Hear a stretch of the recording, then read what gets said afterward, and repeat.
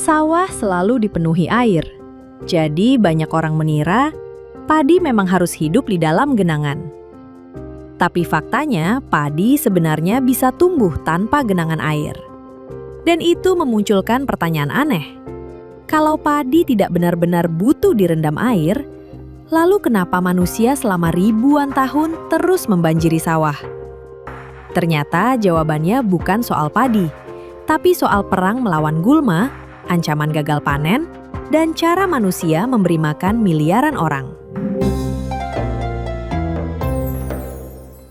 Kalau mendengar kata sawah, yang muncul di kepala kebanyakan orang pasti hamparan air. Karena dari kecil kita terbiasa melihat padi tumbuh di genangan.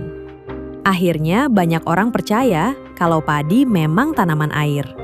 Padahal sebenarnya tidak sesederhana itu. Padi memang suka kondisi lembab, tapi padi bukan tanaman air seperti teratai atau eceng gondok yang harus terus terendam untuk hidup. Bahkan ada jenis padi yang disebut padi gogo atau padi darat yang bisa tumbuh di tanah biasa tanpa sawah banjir. Artinya, genangan air bukan syarat mutlak agar padi bisa hidup. Dan justru disinilah semuanya mulai terasa aneh. Kalau padi bisa tumbuh tanpa sawah yang dibanjiri, kenapa manusia tetap memilih sistem sawah berair selama ribuan tahun? Jawabannya karena sistem ini ternyata sangat efektif. Sawah berair membantu panen jadi lebih stabil. Petani lebih mudah mengontrol lahan, dan hasilnya cukup besar untuk memberi makan populasi manusia dalam jumlah masif. Karena itulah sistem sawah akhirnya menyebar ke banyak wilayah Asia dan menjadi salah satu fondasi terbesar dalam sejarah pertanian manusia. Fungsi sebenarnya air di sawah. Musuh terbesar petani zaman dulu bukan mesin rusak atau pupuk mahal, tapi tanaman liar. Gulma bisa tumbuh sangat cepat, merebut cahaya, nutrisi, dan ruang yang dibutuhkan padi.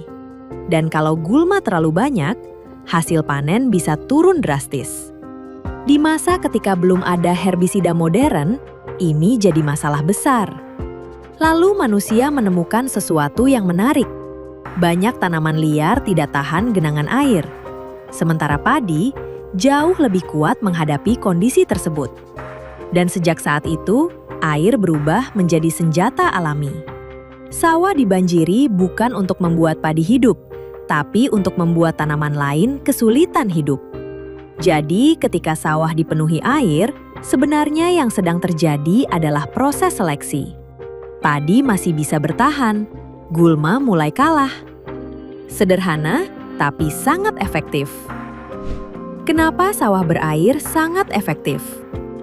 Semakin besar populasi manusia, semakin besar juga kebutuhan pangan. Dan sawah berair menjadi salah satu cara paling efektif untuk menghasilkan padi dalam jumlah besar. Air di sawah membantu menjaga kelembaban tanah dan membuat kondisi lahan lebih stabil. Karena gulma lebih terkendali, nutrisi juga lebih fokus diserap oleh padi. Hasilnya, petani bisa mendapatkan panen yang lebih konsisten. Dan untuk zaman dulu, itu sangat penting. Karena sedikit saja gagal panen, dampaknya bisa jadi kelaparan.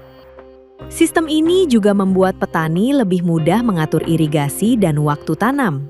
Di banyak daerah, sawah bahkan menjadi pusat kehidupan masyarakat karena hampir semua kebutuhan pangan bergantung pada hasil panennya. Semakin stabil hasil sawah, semakin besar juga populasi manusia yang bisa bertahan hidup. Itulah kenapa sistem sawah berair terus dipakai dan berkembang selama ribuan tahun, terutama di wilayah Asia yang memiliki curah hujan tinggi dan sumber air melimpah. Singkatnya, sawah bukan cuma tempat menanam padi, tapi bagian dari sistem pangan yang membantu manusia bertahan hidup dalam jumlah besar. Ketika sistem lama mulai bermasalah, sawah membutuhkan air dalam jumlah sangat besar. Dan ketika populasi manusia terus bertambah, kebutuhan air ikut meningkat. Masalahnya, sekarang banyak wilayah mulai mengalami krisis air. Belum lagi ada masalah lain yang jarang dibicarakan.